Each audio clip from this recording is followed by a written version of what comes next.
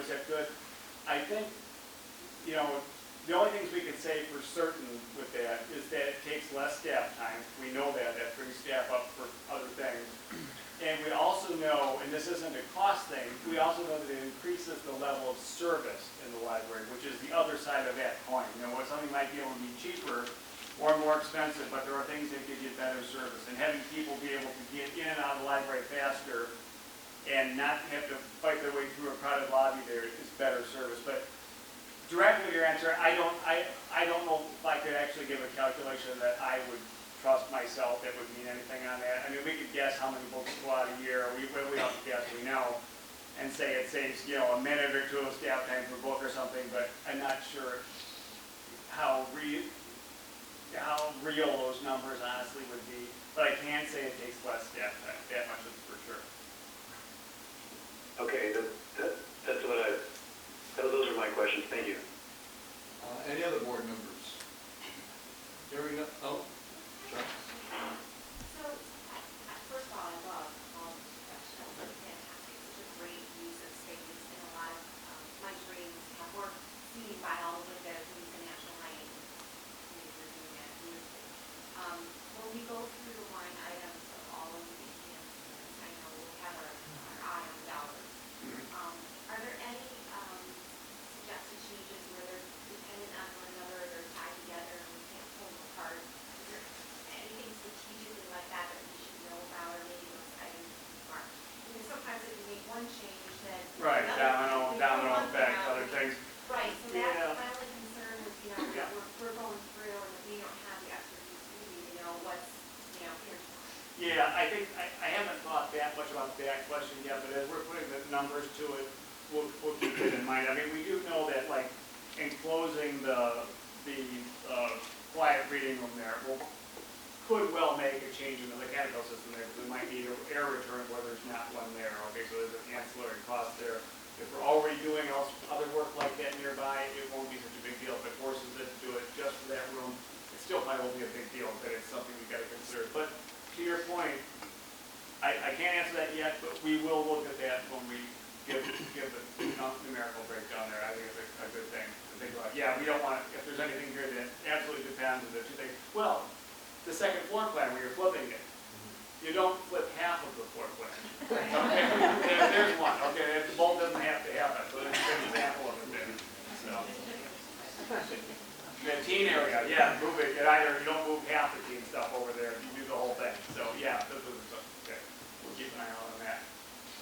Any other board questions? Hearing none, we move to the audience. Let's have it, folks.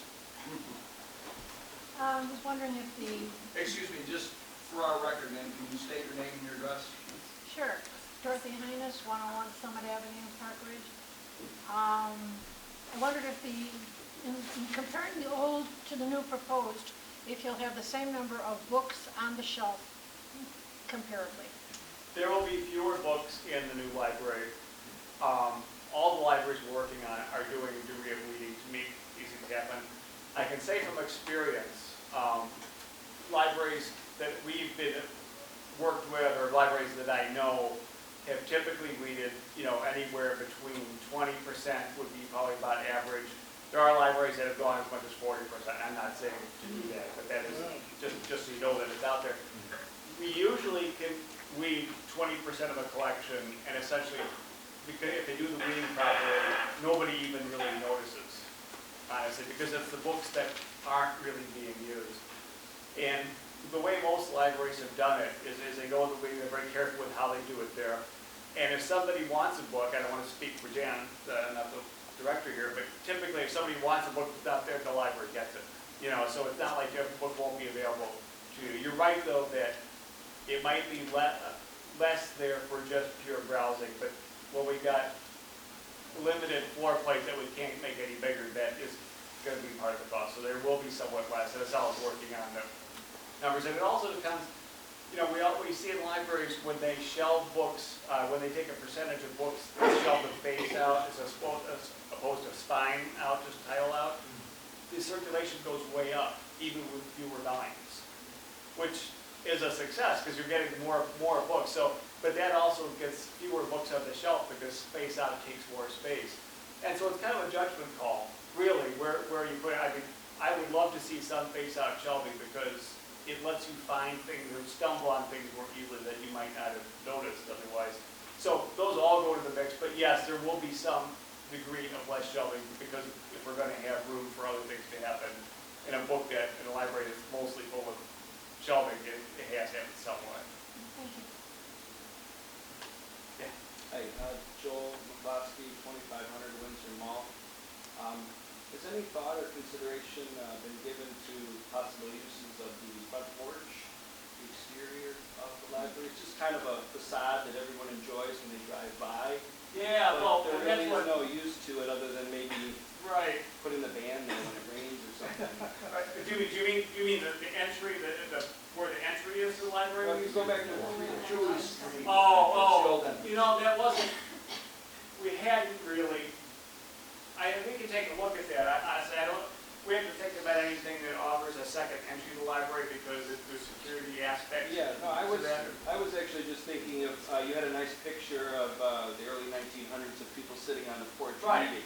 Well, And I was expecting to see something like that well, you know. in this presentation, and that's why I asked. Well, that's actually, well, I'll tell you, I think that's something we can take a look at. You know, if we do something there, it doesn't necessarily have to imply that we have another entry to the library, because I think Right, it's very it good. would be more So fixed So seating. Zella's writing right now, and she's thinking of outdoor furniture as we speak. So, but no, I think it's a good idea. We'll hear it. Rick, can you show us on your plan which area you're talking about? Yeah, I gotta see what. It was in the 3D diorama. Where the CDs are, going to fires, exit Yeah, door. so it's just outside of the quiet reading area, where you have the word second floor.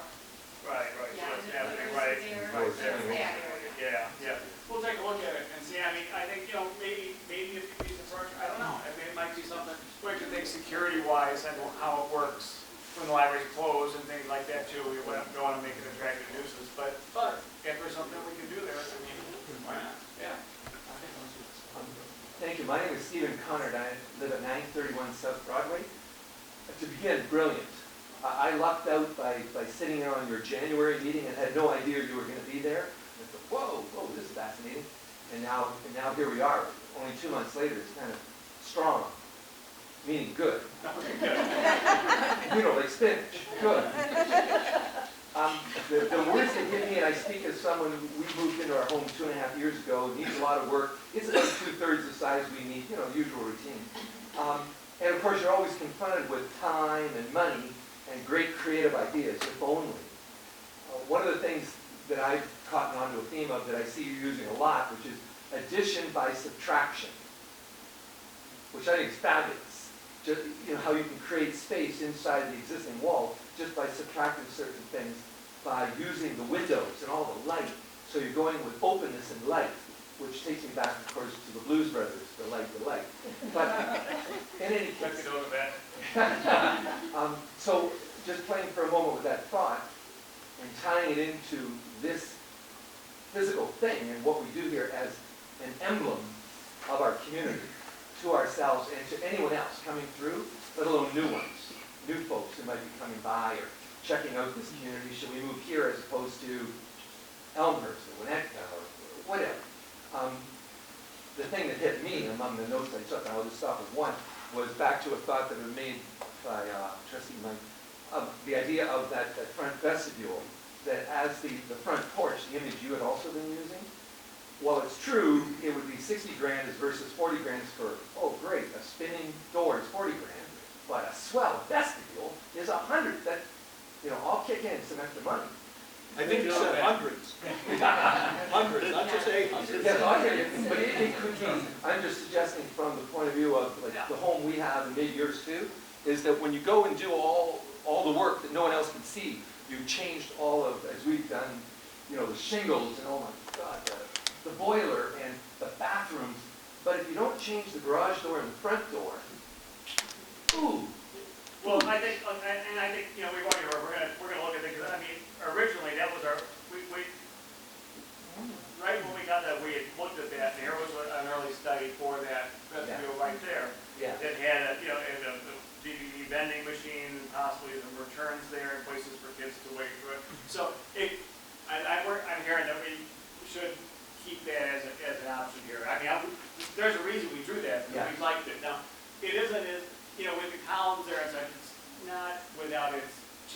just to Correct. put something in there. We gotta look at the space requirements that require for vestibule and such, but it's. And it's always true, you have to trade dollars, meaning, Right. well, maybe if that's done and done well, we have to sacrifice the thought on the second floor, or whatever.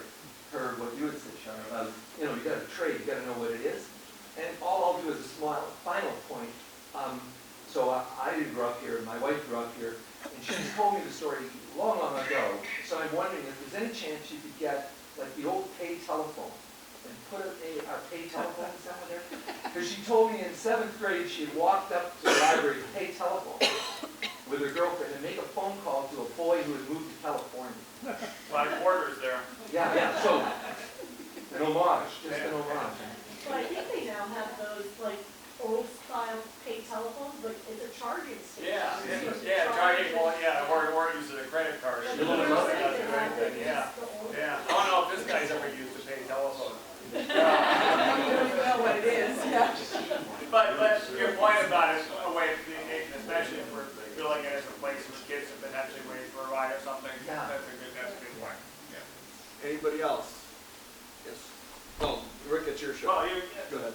My name is Paul Sheehan, I'm a resident at 315 Elmore. I'd just like you to take under advisement that our parochial schools use primarily iPads for the younger grades and Chromebooks in the older grades, and Chromebooks exclusively in our 2 high schools.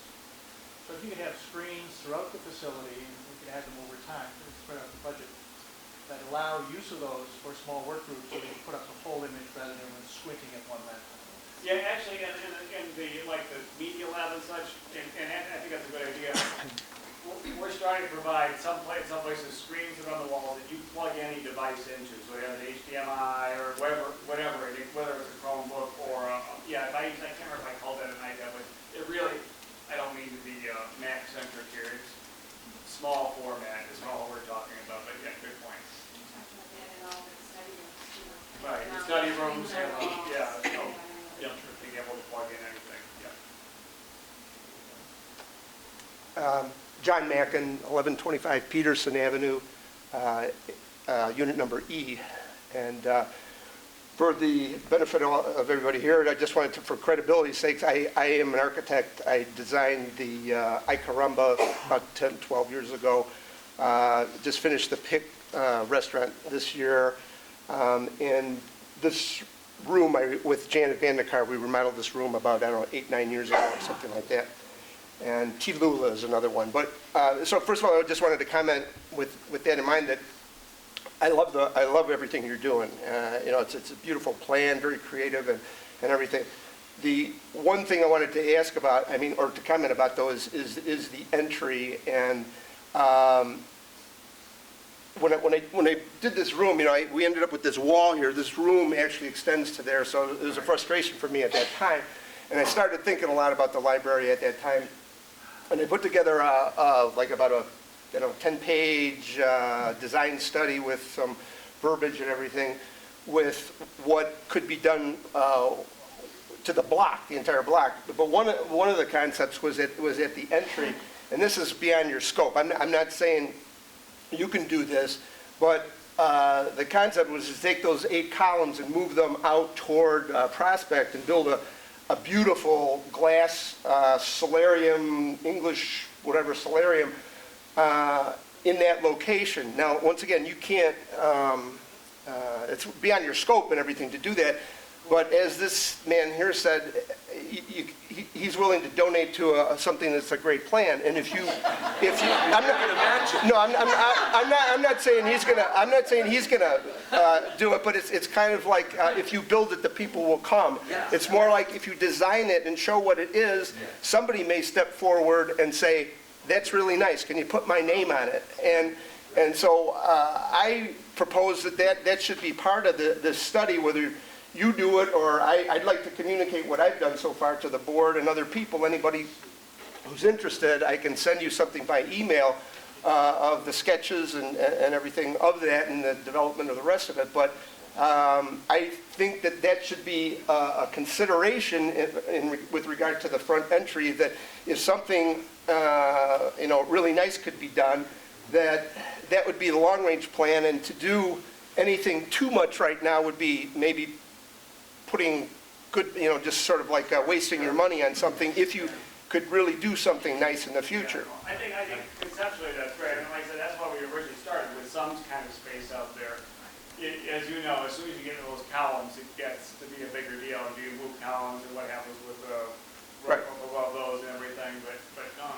But I mean, the idea is to take that whole circulation area and to move it out into that space, and then the entry is so oppressive when you walk in there. It's just probably the worst ever. And to be able to maybe open the floor a little bit to the second floor as part of that. But I mean, the good part of it would be in the new part where you can do it any way you want, and the second floor would be more of this gigantic winter garden type of a room or something like that that could, but anyway, there's all kinds of things like that. And while I have a minute here in front of other people here, the reason I think that this library does as well as it does is because most of anything, I think Janet Vandekar, I worked with her like maybe 10 years ago to do this room, and I don't know how long she's been here before that, but to accomplish the kind of things that you said how good this library is in comparison to other communities, and you have a less than adequate facilities, everything. I don't know if anybody really understands or appreciates what she does, so I just really feel like she should be acknowledged in some way because she's generally very quiet and everything.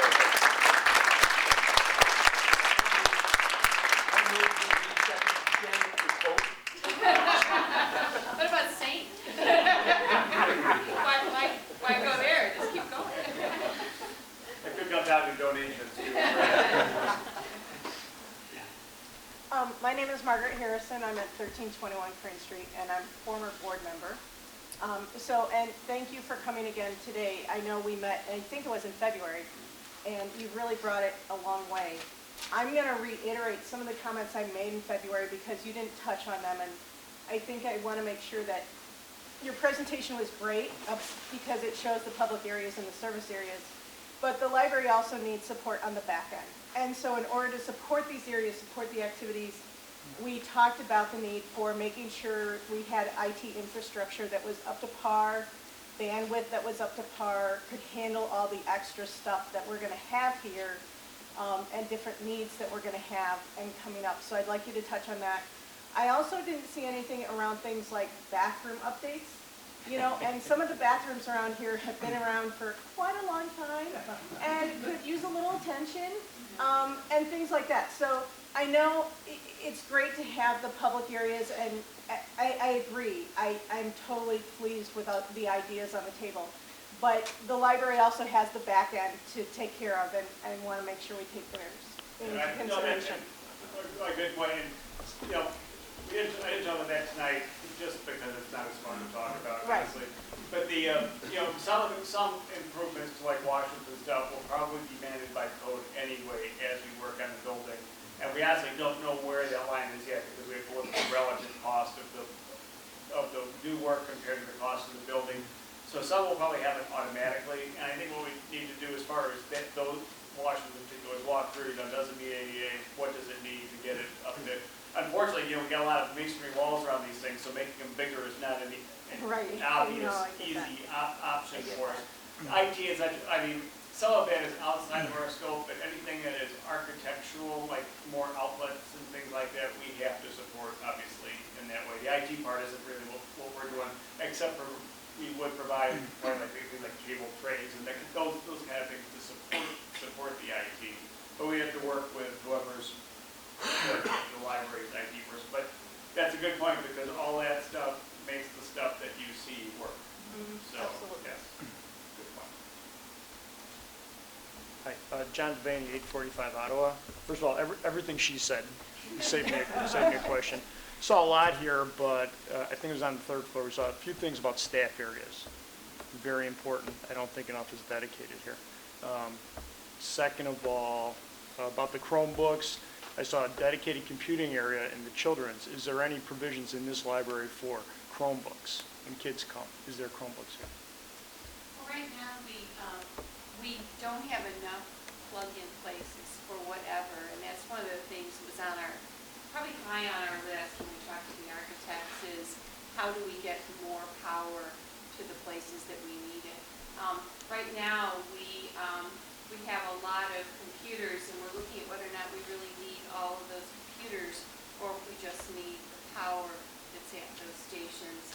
In reader services, we removed 5 of the desktop computers earlier this year, last year now, and put in charging hubs so that people can do that. We check out cords, so when the kids come in after school and they don't have their power cords with them, we have cords to check out. But definitely we need a lot more places for people to just plug in whatever it is. Sure, that sure, they need as to all plug in. libraries do.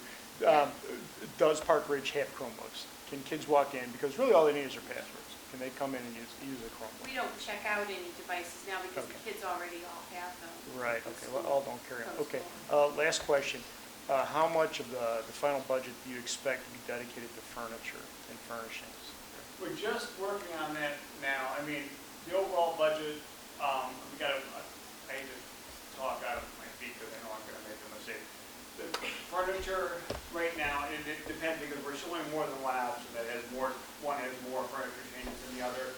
Kind of just the ballpark range that we were seeing so far. Well, I think when we talk about furniture, we really would like to possibly take a look at it in different phases, purchasing furniture. So, what we would do is give the amount of what it would cost for getting portions of what we're replacing all new in one lump sum. The second would be to create it into separate packages where if you can't afford to get it within the year that we're doing the renovation, you purchase it maybe within the next 2 years after that. So there's things like that that we typically like to think of, because we know in an ideal world, yes, we would love to give you everything new, but we know that that's not the reality. So we do have to take that into consideration and, work within the budget that is agreeable with the board and, which design is chosen, so that we're making a responsible decision and purchase. And then again, also keeping in mind that in the future, you might want to add a few more pieces. So I think, definitely trying to work with the furniture budget right now is a little loose because there's few different options that we can do. And so I think we still need to talk to staff about what exactly it is that we want to replace. We're not quite there. Yeah. We do have a general number in mind. We just haven't really gotten too deep into it. Because there might be some places, and it don't mean it's like we're prepared because we're not, but we're just getting into that part of it now. There might be some places where we can reuse some stacks with like new end panels or something as opposed to a new one. But some of them that they've got here aren't standard sizes and such, and Right.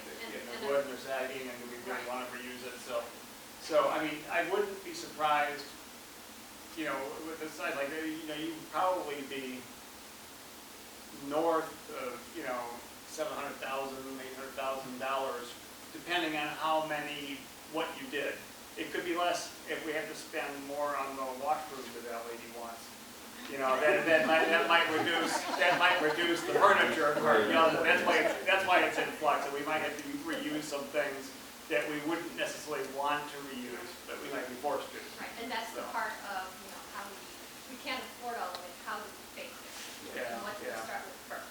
Yeah, because right now, because we're going to have a budget that is, they've already got the revenue for it. It's kind of a zero-sum game.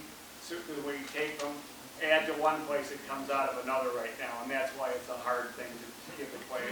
There's going to be about 10 different answers to that staff and board are going to have to help decide what it is. Well, and we're talking about reusing most of our shelving. Yeah. We're not talking about like replacing all the shelving in the library. or Right, anything like right. that. We've already replaced, some of the furniture in the children's department just a few years ago. Yep.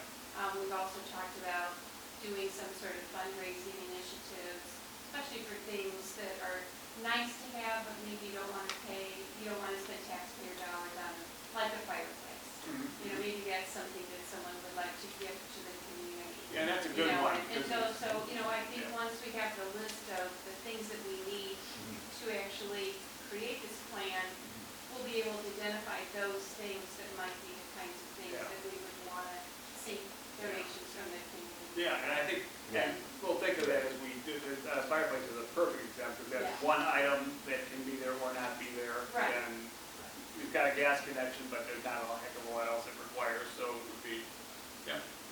Well, to that point, the new Santori Library in Aurora, they Okay, have place various. all over. Oh, yeah, every single study room in the Yeah. place, somebody donated. Absolutely. Every single, their computer carols, all those things. Everything has a nameplate on it, somebody bought it, somebody owns it, somebody's getting credit for it. Shelving, same thing. Yeah, absolutely. Yeah, and we'll often make design decisions, like, say we put in the new small group meeting rooms there. The glass partitions could easily just go up to the ceiling, but often we'll put a little soffit there that offers a place for signage, if that's an appropriate thing, like the name, but the donors. Heck, you can etch it into the Yeah, glass yeah, if they're yeah. gonna Well, pay yeah, for we do it. that too, yeah. We wait till the check cashes. Well, we're running the courthouse, okay. Back. Leslie Farrell, 1000 South Delphia, Park Ridge. I want to say that the second floor, I think, looks fabulous. I love the ideas. I love the YA loft. I think that's great. I also like the first floor a lot, too.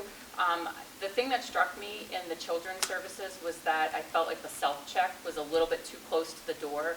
I know there are times when I come in to use the library, and it's really easy for me because I do have kids. I go into that area to do my searching, and I recognize that that's probably not an appropriate place for me to go and do searching for books that I'm going to, go to the second floor to get. So, to me, I just think it might be kind of easy for some people who might feel, oh, it's too busy in here, I'm going to go into the children's area, so maybe moving it to a less, I realize I'm being a little picky here, and you're talking high level, but it just stuck out in my head. Yeah, I think that's a good point. Our rule of thumb design-wise is we usually want them on a place that you have to pass when you exit the space, which means somewhat close to the door. But I think to your point, maybe it could be moved a little bit further. We've got a door there that's going to be kind of in the way. We don't want to flip around to the other side because we want it on the right side as you exit if we can. That's just it. But I also, those aren't what I do here on the cartoon version is that as a study to scale, they actually may be a little smaller than what I've drawn there, which would help that too. But we'll take a look at that. A couple of other things. Someone had brought up return on investment for some of these features, and I would say that, we could always look at other libraries that have implemented some of the things that you proposed. I think that there are several in the area that may be able to provide some metrics on those things, so I don't think it would be that difficult to find that information out. I know it might not be as easy for you, but, someone would be able to do it. And then lastly, I was curious, with the loss of space for materials, I understand some of it should go to weeding, but are there going to be materials maybe kept off-site so that we don't lose, part of the collection that, otherwise we, or would it go to other, and I guess this is more for the director, but, to other area libraries? I appreciate and I understand what you're saying, and, I think it makes sense to weed the collection or to not have as many books on the shelf. I think it promotes circulation, but I do, have concern about just having to wait a little bit longer to get my materials. We're very fortunate here. Weeding is always an emotional issue, and it's just a decision you make on how you're doing. There's one thing a lot of people don't fully appreciate is that a library collection is a dynamic thing, too. It's not just a bunch of shelves with a bunch of books that sit on the shelves. A good collection, a lot of it is cycling through and it's, and a lot of these are books that would probably be needed anyway, but maybe you just speed it up a little bit. But it is more dynamic a thing than one might realize. But, as far as where books go when they get weeded, there's different places they can go. Generally, by the time that they're weeded from our libraries, because they're no longer popular, a lot of them go into Friends and Library Book Sale, and then we do recycle some as well if we can't use them somewhere else. Typically, we already withdraw between 20 and 22,000 books a year from the collection, because for every book that we add, we take one out because we don't have any room to expand any of the collections. So that we just recently withdrew probably 20% of our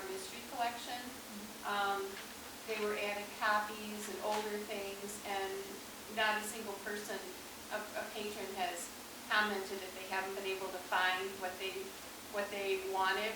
So we deselect as carefully as we select the new stuff, so it's always a professional that really knows what they're doing that makes the decision about what comes out, because it's just as important as what goes in, so we're really aware of that. But we do love them, and it's hard sometimes to part with certain things.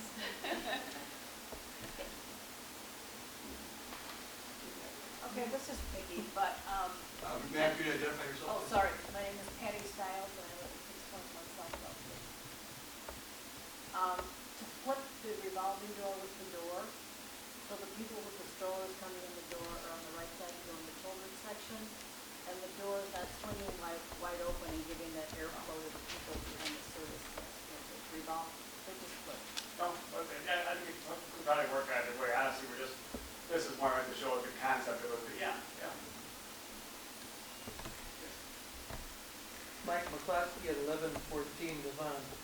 With all the redesign, will you be able to deploy the current number and quality of staff, or unfortunately do you think of maybe cutting back on staff because things will be much more convenient and accessible to us? I hope not, but I mean, is that in the offing that there might be not necessarily the number of people and even the quality of people needed, because so much will be done by others? That's really a Jan question. I think from the architectural and we want to make sure it runs as efficiently as we can make it run. Oh, yeah.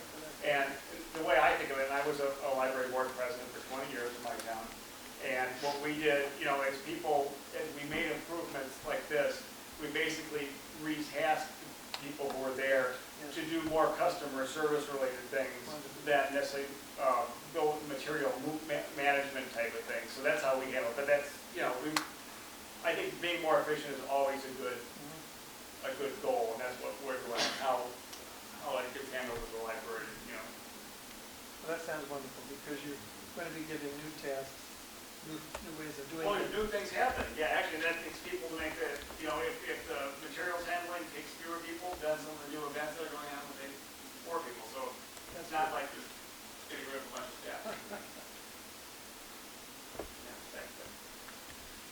Dick Van Meter, 1506 South Cortland, also former library board member.